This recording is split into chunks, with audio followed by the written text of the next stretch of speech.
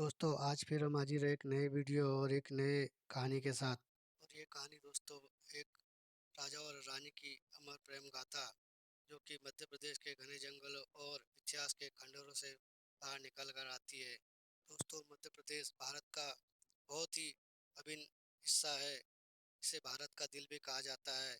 ये भारत देश के लिए एक महत्वपूर्ण प्रदेश है। यहाँ के जंगल प्रदेश को हरा भरा और खूबसूरती प्रदान करते हैं। वहीं नदियाँ एक नया गीत और स्वर के साथ बहती नजर आती है। यहाँ की हसीन वादियाँ पर्यटकों को अपनी ओर आकर्षित करती है। यहाँ के जंगल, नदियाँ, पहाड़, पर्वत, किले और गढ़ एक बेशकीमती खजाने के रूप में मध्य प्रदेश के अंदर विद्यमान है। ये बेशकीमती खजानों में से एक है मांडू। जी हाँ दोस्तों, मांडू की कहानी बहुत ही खूबसूरत किसी फिल्म की तरह नज़र आती है। यहाँ पे पहुँचने के लिए हमें 4 गेटों से होकर गुजरना पड़ेगा।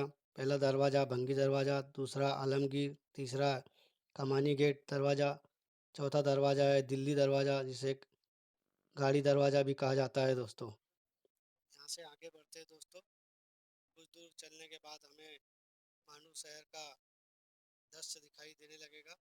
देखिए मांडू शहर आ गया है। कुछ दूर चलने के बाद हमें असरफी महल, जामा मस्जिद, इससे थोड़ा आगे बढ़ते हैं तो हमें एक डरावना सा पेड़ दिखाई देता है जिसे खुरासानी इमली कहते हैं।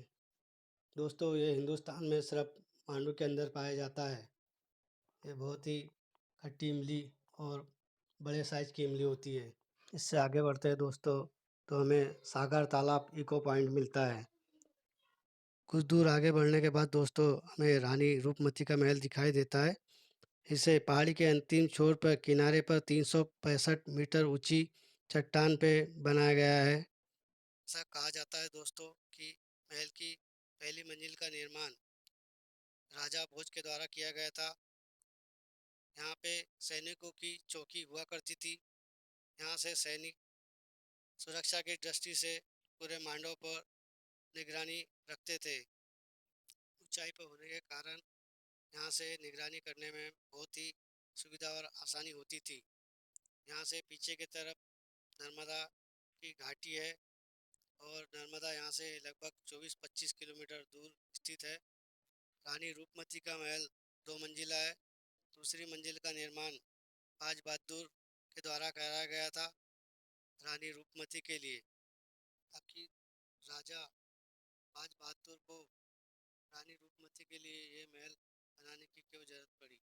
ऐसा कहा जाता है दोस्तों कि रूपमती के पिता एक ब्राह्मण थे और वो सारंगपुर के पास एक गांव में रहते थे जिसका नाम तिंगजपुर था दोस्तों।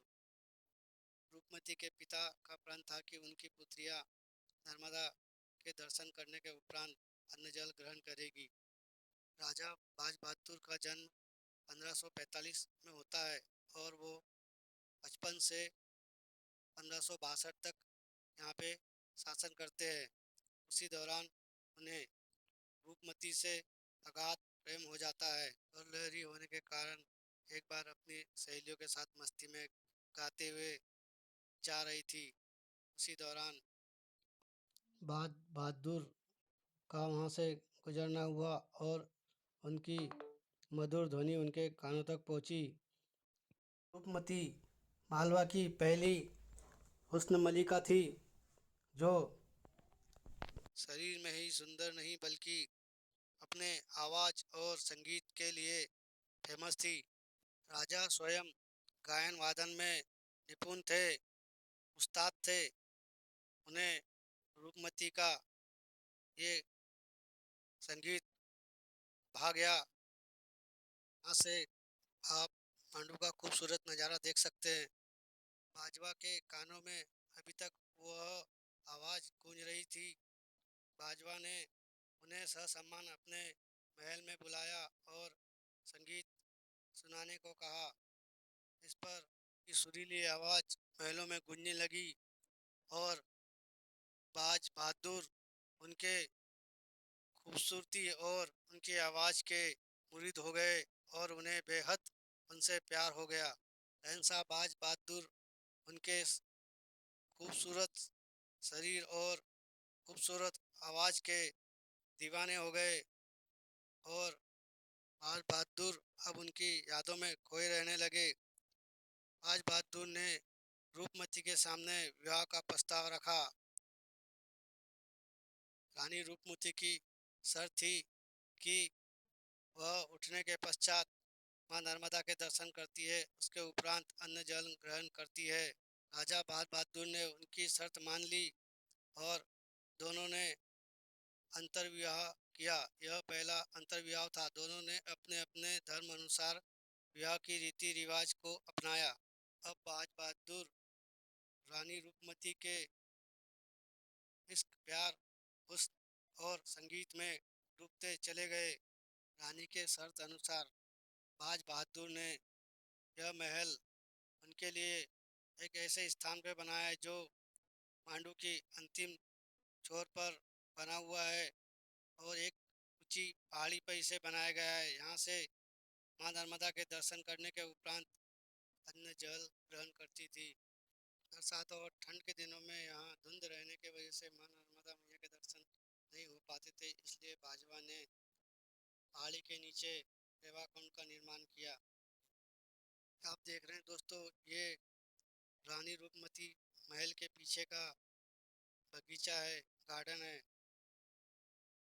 पांडव को आनंद की नगरी कहा जाता है, इसलिए मालवा के अधिकतर राजाओं ने पांडव को अपनी राजधानी बनाया था, क्योंकि यह सुरक्षित स्थान था। उत्तर में मालवा का पठार और पूर्व दक्षिण में विंध्य की पहाड़ियाँ इसे सुरक्षा प्रदान करती थी। आप देख सकते हैं महल की छतरी आपको ऊपर दिखाई देगी।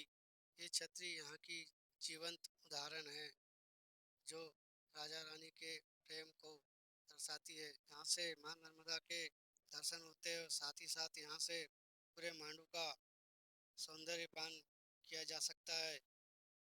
खुले दिनों में यहाँ से चारों तरफ का नज़ारा बहुत ही खूबसूरत दिखाई देता है कि गुंबज, दीवारें, यहाँ की वास्तुकला चीख चीख के कह रहे हो मानो अभी रानी रूपमती और बाजवा जिंदा हो। पांडु का भ्रमण करने के बाद हमें बहुत ही गर्व महसूस हो रहा है कि हम ऐसे प्रदेश के वासी हैं जहाँ पे दोस्तों, यहाँ पे आने के बाद हमें ऐसा लग रहा है कि मानो मध्यकालीन जो युग था वो कितना शानो शौकत और विलासिता का था। कहते हैं दोस्तों, वक्त बीतते गया, बाजवा और रानी रूपमती का इश्क परवान चढ़ने लगा और इस महल को उन्होंने गायकी का मंदिर बना लिया। रोज रानी रूपमती सुबह उठती, माँ नर्मदा के दर्शन करती और दोनों यहाँ पे दिन भर सुरों के आगोश में खो जाते। दोस्तों, रानी का महल और बाज बहादुर का जो महल था वो इस कदर बनाया गया था कि उसमें गुनगुनाने पर भी संगीत मधुर रूप ले लेता था। ये जो गलियारा है दोस्तों, इसे बरामदा भी कहते हैं। ये पानी इकट्ठा करने के लिए इस्तेमाल किया जाता था। इसमें प्रकाश और हवा आने जाने की उत्तम व्यवस्था की गई थी। साथ ही साथ सैनिकों द्वारा से चेक पोस्ट के रूप में इस्तेमाल किया जाता था।